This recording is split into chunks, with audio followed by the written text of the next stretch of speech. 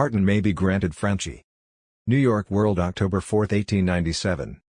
Consul General of France moving to liberate the convict. He was a French zouave. New light thrown on early life of the alleged slayer of Shakespeare.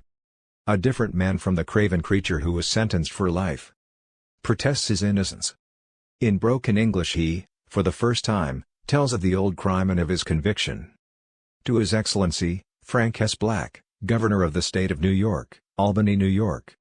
The undersigned respectfully petition that in the exercise of the power vested in you by the Constitution of the State of New York, you extend your executive clemency to George Frank, alias Frenchy, alias Amer Ben Ali, who was convicted in the Court of General Sessions, on the 19th day of July, 1891, of murder, in the second degree, of one, Caroline Brown, alias Shakespeare, an old and notably dissolute woman, and upon conviction, was sentenced to state prison for life. It appears that the accused was a citizen of the French Republic, having served his country, during 8 years, as a soldier in the French army, from the year 1870 to 1878, and who subsequently came to the city of New York to live. That it appears that the said Amer Ben Ali has always claimed that he was not guilty of the crime for which he is now serving a life imprisonment. That it appears that the said Amer Ben Ali was a poor foreigner, totally ignorant of the language of the country and probably was not in a position to clearly and thoroughly explain his conduct. That it appears that said Amer Ben Ali is now an inmate in the Matteawan Hospital, and afflicted with melancholia or depression of spirits. That with due respect to the verdict rendered, we believe that it would be an act of commendable justice and equity in your excellency to extend clemency in this case. A soldier of the French army. That is the keynote of this petition for pardon and freedom for the man who was found guilty of the murder of old Shakespeare. The rising tide of public sentiment for his release had been started by M. Edmund Bruert, Consul General of France in New York. It is a new phase of what Captain McCluskey, Chief of Detectives, recently called, the strangest case in the annals of criminal jurisprudence. It is a new light on the character of the criminal, a character that always has been an unsolvable enigma. It is now more than 6 years since the April morning when a hall boy forced open the door of room number 31 of the lodging house known as the East River Hotel on Catherine Street, and found the mutilated body of old Shakespeare lying on the bed. Yet New York had never quite recovered from the murder which followed the awful discovery.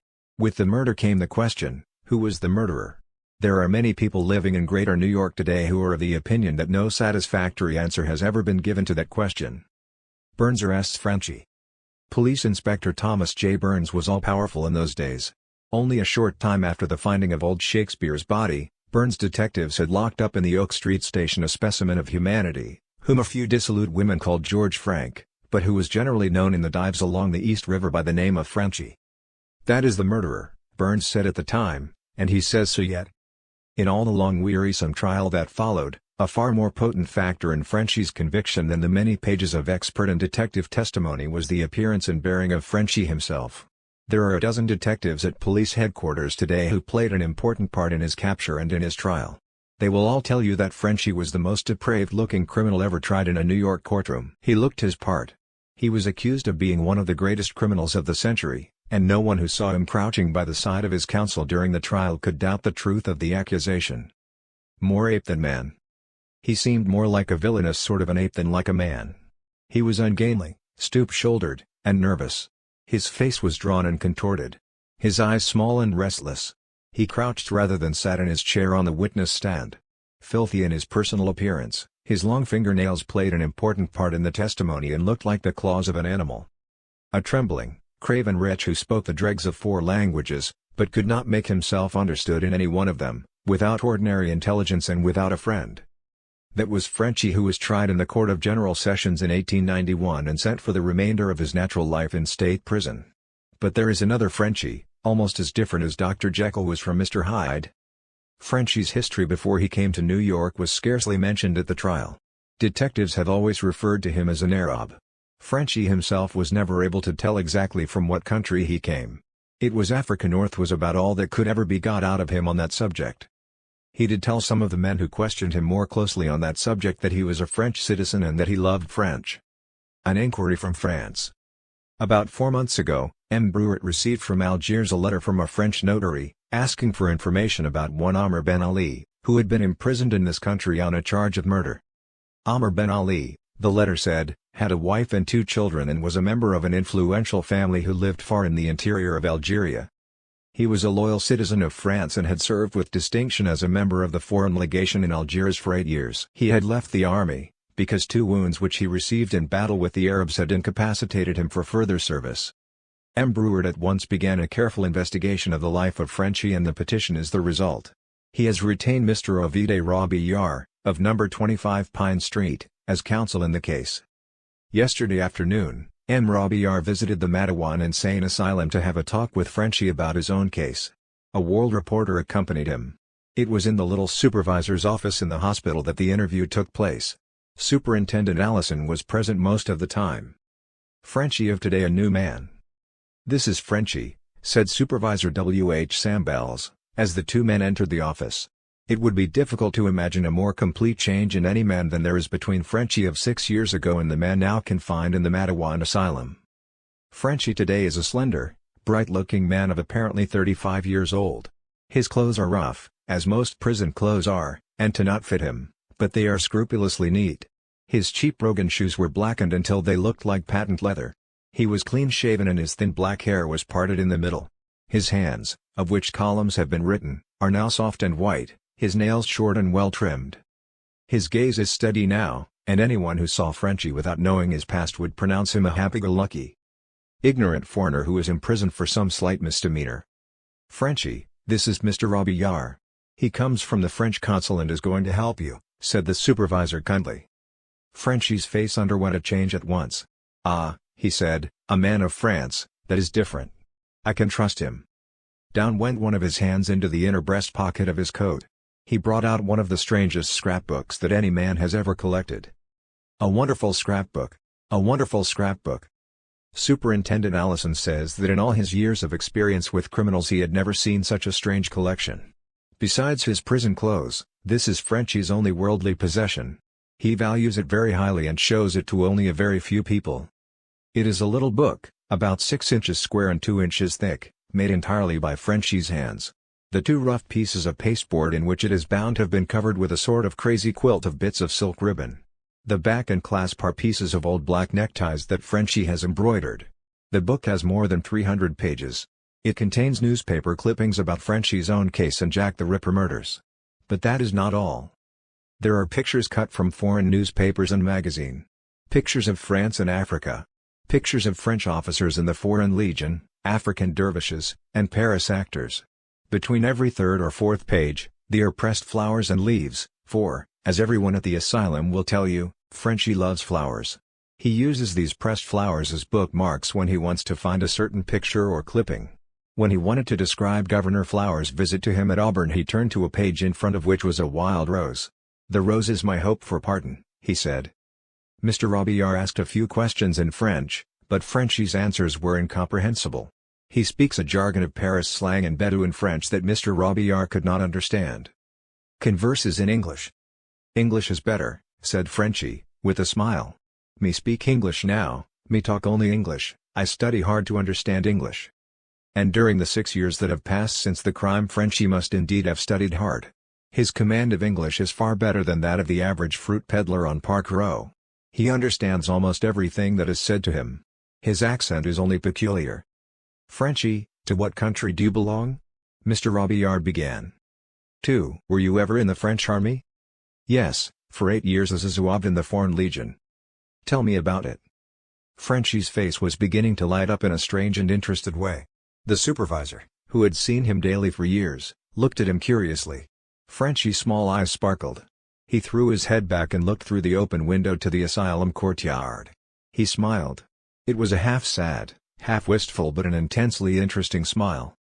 "It was long ago," he said. "It was in Algiers that I was a soldier. My father and mother were Mahatmins. They hate France, but I ran away and joined the French army. Why? Because I love La République. For 8 years I served many battles." Frenchy paused as though he had suddenly remembered something. He ran his thumb over the pages of his scrapbook, and turned to a picture of an Algerian zouave in full uniform. "That man was me," he said simply, and then lapsed into silence again. "My wife and children live yet, over there," he continued. "They never know what becomes of me. I never write them because," and Frenchie hesitated a moment, "it is a disgrace for a Zouave of France. Once I was a Mahatman man, but now Frenchman and Catholic. Me pray every night for wife and children in Algiers and for myself to be free. They are good to me here," he continued, as he looked to the supervisor. "I no complain. But I want to be free so I can show that I am innocent." "Did you kill old Shakespeare?" was Mr. Robillard's next question. "No. Frenchie," continued Mr. Robillard earnestly, "I want you to tell me what you know of the murder and if you ever knew this woman. I want you to tell me upon your honor as a soldier of France." Frenchie sprang from up his chair. The word soldier of France seemed to have awakened within him some long-forgotten pride. The convicted criminal, the craven wretch, was for the moment a man, almost a hero. With all the French fire and a dash of Arab intensity he seemed utterly oblivious of his surroundings as he half rose, half staggered to his feet. Throwing his head back slightly, he lifted both hands and cried in a voice that was husky in its earnestness. "Swears he is innocent. On honor as a soldier of France, I swear me never see this woman until policemen show me her dead body. On Hobart, monsieur, as Zouave, French soldiers in Africa are no murderers," Ho continued fiercely. "They are brave, so I was a man then."